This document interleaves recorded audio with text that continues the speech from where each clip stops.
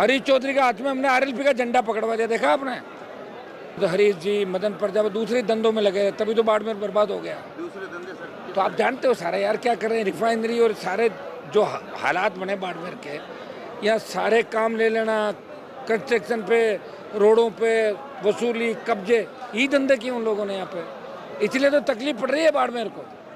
आज हरीश चौधरी अगर चाहते तो बाड़मेर कहाँ का कहाँ चला जाता, बताओ मुझे। ये तो तेल तो ईश्वर की मर्जी से निकला, उन्होंने थोड़ी निकाला तेल, वो तो बर्बाद करके छोड़ देते बाड़मेर को।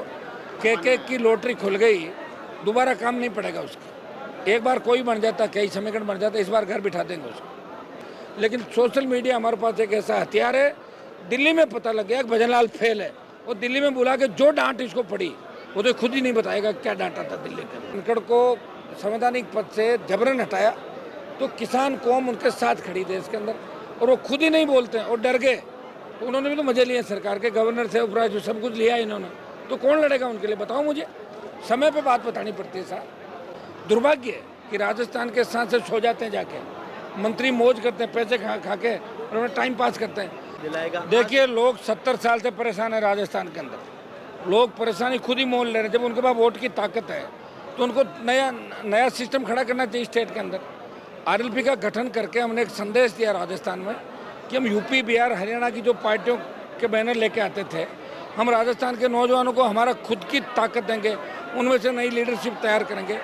18 से अभी लगातार लड़ाई आप देख रहे हो, चाहे विधायक रहे, चाहे सांसद रहे, चाहे किसान आंदोलन थे, चाहे अग्निवीर था, पहलवान बेटियों का था, यहाँ भी फ्री बिजली की बात थी, टोल मुक्त राजस्थान की बात थी, सचमुच लोकायुक्त की बात थी। कहीं भी अपराध घटित हो जाता है, किसी भी जाति के खिलाफ जब लगता है कि अन्याय हो रहा है, तो हनुमान बेनीवाल आरएलपी पार्टी हमेशा खड़ी रहती है। आज भी आप देख रहे हो पेपर लीक और एसआई भर्ती को लेके, एक तो 15 दिन आंदोलन को हो गए जयपुर शहीद स्मारक पे, और यहाँ भी मैं आंदोलन कर रहा हूँ। परसों आपके यहाँ सड़क बनाने को लेके यहाँ सालवा गांव के अंदर था। मुझे आप हर समय लड़ता हुआ देखोगे, चाहे बजरी माफिया का अगर आतंक खत्म किया तो आरएलपी पार्टी ने राजस्थान बजरी माफिया का आतंक खत्म किया, लेकिन लोग कहाँ समझे। लोगों ने वोट तो बीजेपी को डाल दिया वापस, या कांग्रेस को देते थे। लोगों को समझना होगा कि जब तक खुद की सरकार ये नहीं बनाएंगे तो इसी तरह की तकलीफें, एक बार कांग्रेस, एक बार बीजेपी, एक बार कांग्रेस। तमाम राज्यों में करीब 95% राज्यों में तीसरी ताकत खड़ी हो गई, चौथी ताकत खड़ी हो गई। राजस्थान को दरकार है मजबूत सरकार की और खुद की चुनी हुई सरकार की। उसके लिए हम प्रयास करें। जोजरी को तो हम बचा लेंगे। आज ये इस जोजरी के आंदोलन के अंदर हम इस व्यवस्था को यहाँ से करके जाएंगे, और जो आश्वासन हम लेंगे वो एक समय सीमा उसके अंदर रखें। कितने दिनों टेक्निकल लोगों से बात करने के लिए हमने हमारा डेलीगेशन भिजवा दिया। उसके बाद सरकार की तरफ से कौन प्रतिनिधि अगर हमें लगेगा तो ठीक है, नहीं तो हम जोधपुर कूच करेंगे रात को, और वहीं सरकार से बात होगी हमारी। सर, जिस तरह से प्रशासन ने बजट उठा लिया कि यहाँ हमने इतना काम करवाया है, कट्टे से लगाकर किस तरह से पानी रोका जाए, 6-7 पाइप मैच बिछाया और 18 वो करोड़ सब बजट, पैसे खा गए, और क्या है, यही चल रहा है। और क्या काम लोगों ने करवाया यहाँ। नहीं, सुनिए मेरी बात, सरकारें किसी भी तरह फूट डालो, डिवाइड एंड रूल, इसी तरह अंग्रेज आए, यही चल रहा है अभी सिस्टम। मैं कह रहा हूँ राजस्थान में 66 साल में पार्टी नहीं बनी, मैंने बनाई थी, तो इससे अंदाज लगा सकते हो कि हमारे लोग पॉलिटिकल रूप से कितने कमजोर हैं। उन्हें और मजबूत करने की आवश्यकता है, लड़ेंगे और मजबूत करेंगे लोगों को। इस समाधान के लिए टेक्निकल यहाँ के हमारे जो कल्याणपुर के राव साहब और सारी टीम 5-7 लोग गए जो लगातार लड़ रहे हैं।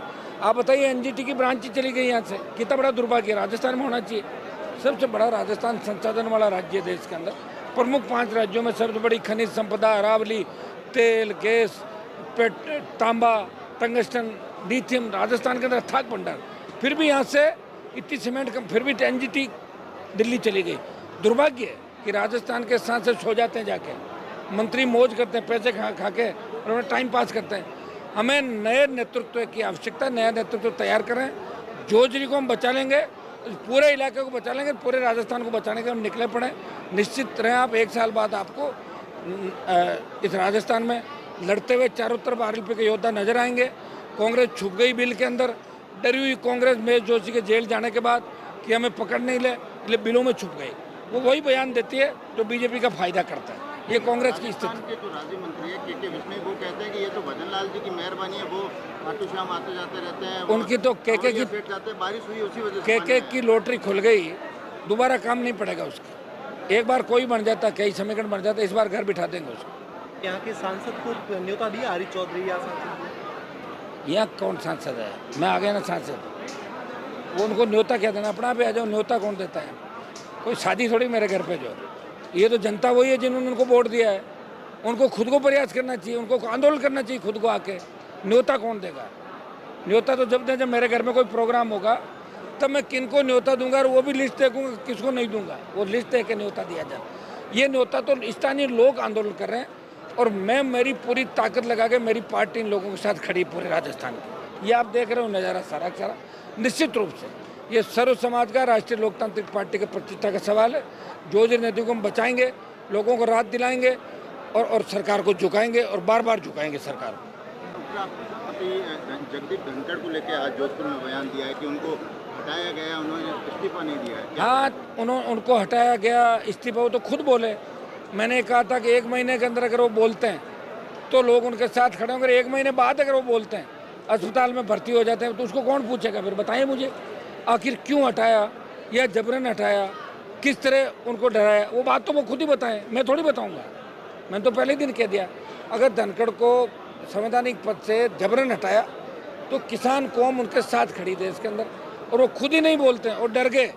तो उन्होंने भी तो मजे लिए, सरकार के गवर्नर से उपराज्य सब कुछ लिया इन्होंने, तो कौन लड़ेगा उनके लिए? बताओ मुझे, समय पे बात बतानी पड़ती है साहब।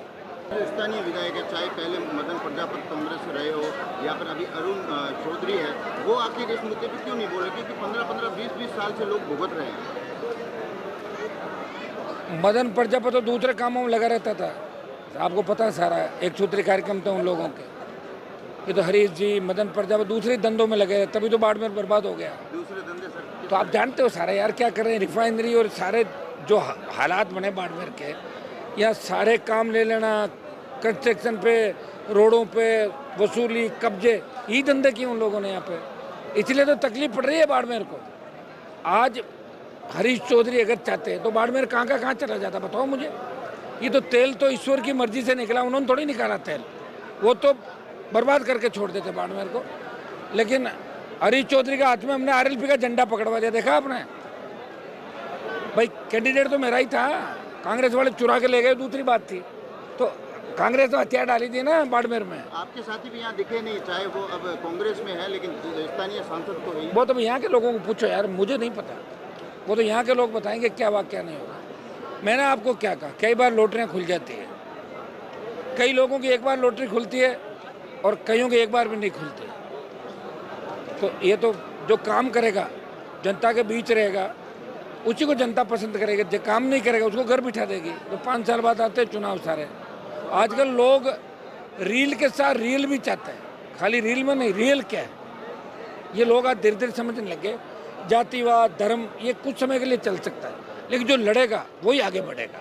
और ये मंच देखिए, बीजेपी के खिलाफ कोई भी इस मंच पे आ सकता था। कोई शादी ब्याह थोड़ी जो न्योता देंगे, आ जाते, बैठ जाते, भाषण दे के चल देते, और खुद करो ना आंदोलन। कौन मना करे? कांग्रेस को करना चाहिए आंदोलन, लेकिन किस मुंह से करे? कांग्रेस में तो थी 15-20 साल, कांग्रेस ने क्यों नहीं किया? छात्र संघ चुनाव की मांग करी, कांग्रेस ने रोके छात्र संघ चुनाव। मैं लड़ रहा था, बोला तो नहीं कांग्रेस ने। अब बीजेपी के लिए हम आंदोलन करेंगे, तुम नहीं रोका। अरे भाई, 2 ही तो पार्टियां थी राजस्थान में, कांग्रेस और बीजेपी। किस तरह राजस्थान की जनता को गुमराह कर रहे हैं, ये करो वो करो। और इनको लगता है कि लोग कह रहे हैं भाई आप लड़ नहीं रहे हो तो फोटो कैसे छपे, अखबार में कैसे हैं, इसलिए छोटा मोटा आंदोलन करके फिर भाग जाते हैं दिल्ली और चारों तरफ। तो हकीकत में लड़ाई कौन लड़ रहा है? कांग्रेस की सरकार भी रही, भाजपा की भी रही, 15 साल में दोनों की रही। जवाब तो उनको देना चाहिए। हम तो लड़ रहे हैं, और लड़ रहे हैं तो जीतेंगे, बता दिया आपको।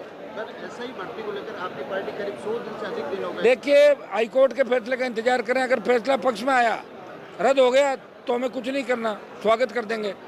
और बहुत बड़ा दबाव हमारे इस आंदोलन से देश के अंदर दिल्ली की सरकार और यहाँ पे पड़ा है कि इस तरह राजस्थान का नौजवान लाखों की तादाद में आंदोलित है। सोशल मीडिया पे भजन लाल हटाओ राजस्थान बचाओ, पहली बार देश के अंदर 1 नंबर पे ट्रेंड किया लंबे समय, और 8वें नंबर पे विश्व में ट्रेंड किया। शेडो बैन कराना पड़ा सरकार को। 20 लाख ट्वीट हुए भजन लाल के खिलाफ, फिर भी 6 लाख ट्वीट हो गए थे। तो ये सारी जो हलचल मची राजस्थान में, ये राष्ट्रीय लोकतांत्रिक पार्टी के नौजवानों ने हलचल मचाई है सोशल मीडिया के माध्यम से। इलेक्ट्रॉनिक प्रिंट मीडिया को भी धन्यवाद दूंगा, वो भी समय समय में हमारी बात उठा रहे हैं। लेकिन सोशल मीडिया हमारे पास एक ऐसा हथियार है, दिल्ली में पता लग गया कि भजन लाल फेल है, और दिल्ली में बुला के जो डांट इसको पड़ी वो तो खुद ही नहीं बताएगा क्या डांटा था दिल्ली के अंदर। सर मेरा आखिरी सवाल, छात्र संघ चुनाव को लेकर आप क्या कहेंगे? क्योंकि मैं तो चाहता हूँ हो जाए, मैं ही तो लड़ा हूँ चुनाव, ये तो एक छोटा सा करके भाग गए। मैं तो पूरे राजस्थान में लड़ा था, 1 महीने लड़ा, 12 रैली की, फिर जयपुर में रैली की, लोकसभा में उठाया, विधानसभा में उठाया, हमेशा ही उठाता रहा मैं। 9 में मैंने ही चालू कराए थे, अभी मैं ही कराऊंगा चालू छात्र संघ के चुनाव होने चाहिए, चुनाव होने चाहिए। हम भी छात्र संघ के माध्यम से निकले, देश और प्रदेश के अंदर बहुत से, लेकिन कांग्रेस बीजेपी मिलके छात्रों में मैसेज देना चाहती है कि हम चुनाव बंद नहीं करा रहे और पर्दे के पीछे से यही दोनों पार्टियां चुनाव बंद करा रहे हैं।